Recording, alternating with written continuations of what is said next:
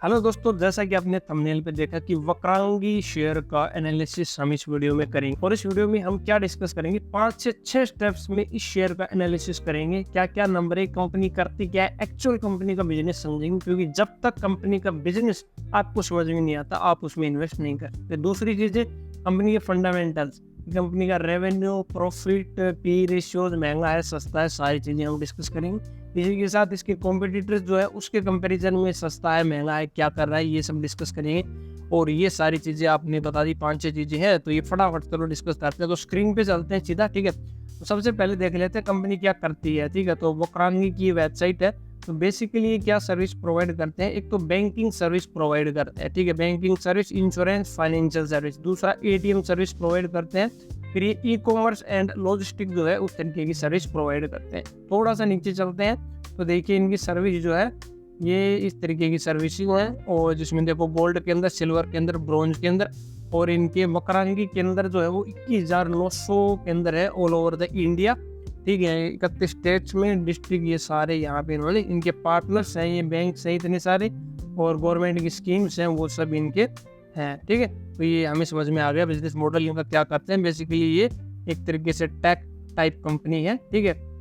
अब चलते हैं इसके जो इम्पोर्टेंट फैक्टर्स हैं उनको देख लेते हैं। तो इम्पोर्टेंट फैक्टर्स की अगर हम बात करें तो भाई साहब मार्केट कैप है 3,698 करोड़ का, स्मॉल कैप कंपनी है। और स्टॉक का पी जो है, और उससे पहले हम देखें तो शेयर का प्राइस जो है वो 34.9 अभी चल रहा है, 34 रुपये का शेयर है, ठीक है। और स्टॉक पी जो है वो है 639। अब पी रेशियो का हम एक इम्पोर्टेंट फैक्टर यहाँ पे देखते हैं कि भाई स्टॉक पी अगर इंडस्ट्री पी से कम है तो मतलब कि वो पर्टिकुलर स्टॉक जो है वो सस्ता है, और स्टॉक पी इंडस्ट्री पी से ज़्यादा है तो महंगा है। तो यहाँ पे स्टॉक पी है 639 और इंडस्ट्री पी है सिर्फ 33, तो उसके कंपेरिजन में स्टॉक महंगा है, ये बहुत ज़्यादा महंगा है। आप देख रहे हो कॉम्पिटिटर्स से इनके पीयर कंपेरिजन भी देखेंगे, उनसे सस्ता है या फिर महंगा है, ठीक है। फिर उसके बाद आता है, हम देखेंगे debt to equity, important parameter होता है कि कर्जा कंपनी भी कितना है। तो डेट टू इक्विटी रेशियो होना चाहिए 1 से कम, 0.07 है, बहुत अच्छी बात है, कंपनी ऑलमोस्ट डेट फ्री है, चलो बढ़िया बात है। फिर आरओई वगैरह देखिए, आरओसी 7% है जो कि बहुत कम है, आरओई भी 2.76% बहुत ज़्यादा कम है। रिटर्न की अगर बात करें तो रिटर्न यहाँ पे देखो, रिटर्न 1 साल में है 80%, बहुत अच्छा है, लेकिन 5 साल में देखो तो कुछ भी नहीं है, 3 साल में देखोगे तो माइनस में है, ठीक है। ये सारी चीज़ें बड़ी नेगेटिव है यहाँ पे।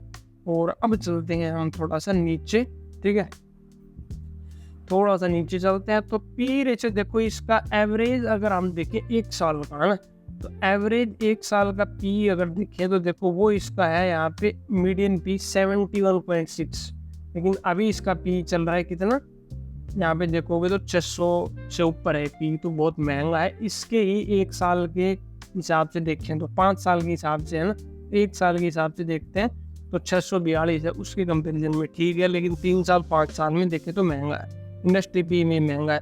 अब अच्छी चीज़ें खराब चीज़ें देख लेते हैं। अच्छी चीज़ें हैं, कंपनी ने कर्जा घटाया है, ऑलमोस्ट डेट फ्री है, ये हमने पहले डिस्कस कर लिया। फिर नेगेटिव चीज़ें क्या है इसमें, देखो नेगेटिव चीज़ें हैं भाई साहब इसमें, एक तो जो प्रमोटर्स होल्डिंग है वो डिक्रीज हुई, वो भी हम आगे चल के देखेंगे कितनी डिक्रीज हुई है। और कंपनी ने सेल्स ग्रोथ जो है वो बहुत ख़राब दिखाई है पिछले 5 सालों में, ठीक है। और लो रिटर्न ऑन इक्विटी जो है, आरओई है, वो भी बहुत ज़्यादा कम है, ठीक है। आप पीयर कंपैरिजन देख लेते हैं, देखो जीएमआर एयरपोर्ट्स, राइट्स, रतन इंडिया एंटरप्राइजेज, रेन इंडस्ट्रीज, और ये सारे इसके जो है ये पीयर्स हैं, कॉम्पिटिटर्स हैं, जो सेम सेक्टर की कंपनीज हैं। तो इनमें देखो इंडस्ट्री पी है 33। अब इनमें से देखो सस्ती कौन सी, देखो रतन इंडिया जो है भाई साहब, ये देखो अगर इसके फंडामेंटल्स अच्छे हों तो इसका पी है 9, ये बहुत ज़्यादा सस्ता स्टॉक है इस प्राइस पे, लेकिन इसका डेट इक्विटी थोड़ा सा ज़्यादा है, हल्का सा। उसके बाद अगर देखें तो गुजरात अंबुजा एक्सपोर्ट्स, ये भी काफ़ी ठीक ठाक है, 16 इसका पी है, और डेट 20 पे नाप के बराबर है ना। तो ये सारी चीज़ें हो गई, यहाँ से हम देख सकते हैं। अब चलते हैं थोड़ा सा नीचे, और ये देखो अब यहाँ पर काम की चीज़ है। तो देखो कंपाउंडेड सेल्स ग्रोथ जो है भाई साहब नेगेटिव है, चाहे 3 साल में देखो, 5 साल में देखो, 10 साल में देखो। प्रॉफिट ग्रोथ भी नेगेटिव है, देखो रिटर्न ऑन इक्विटी भी कुछ भी नहीं है, 10 साल में एवरेज 13% का, तो ये फंडामेंटल इसकी बहुत ज़्यादा ख़राब है। तो इसको हम कंसिडर नहीं कर सकते। उसके बाद यहाँ पर आता है हमारा शेयर होल्डिंग पैटर्न, जो कि एक इम्पोर्टेंट पैरामीटर है। तो ये देखो, हम अगर इसमें चलो ईयरली सेलेक्ट कर लेते हैं, ईयरली ही सेलेक्ट है ना। तो देखो पिछले साल की कंपैरिजन में देख लो, प्रमोटर्स की होल्डिंग यहाँ पे कम हुई है, 42.60 से 41.93 हो गई। FII की होल्डिंग भी कम हुई है, 3.07 से हो गई, ठीक है। DII की होल्डिंग भी कम हुई है, ठीक है। तो तीनों चीज़ें कम हो रही है, जो कि कम नहीं होनी चाहिए, या तो स्टेबल होनी चाहिए या फिर इंक्रीज होनी चाहिए। तो पहली बात तो फंडामेंटल्स बहुत बुरे हैं भाई, रेवेन्यू प्रॉफिट सब कुछ नेगेटिव है। दूसरी चीज़ें प्रमोटर्स अपनी होल्डिंग कम कर रहे हैं, जो कि बुरी चीज़ है, ठीक है। तीसरी, स्टॉक जो है बहुत ज़्यादा महंगा है इस प्राइस में, ठीक है। सिर्फ एक ही अच्छा पॉइंट है कि कर्जा नहीं है बस। तो ओवरऑल अगर हम देखें तो हम इसको रिकमेंड नहीं करेंगे, इसके फंडामेंटल्स के अकॉर्डिंग हम इसमें इन्वेस्ट नहीं कर सकते इस प्राइस पे, जब तक इसके फंडामेंटल अच्छे ना हो। बाकी आप जिम्मेदार हैं भाई, आपके पास पूरा अधिकार है अपने पैसों को इन्वेस्ट करने का, तो अपने लीगल एडवाइजर से कंसल्ट करके एक बार जरूर करें।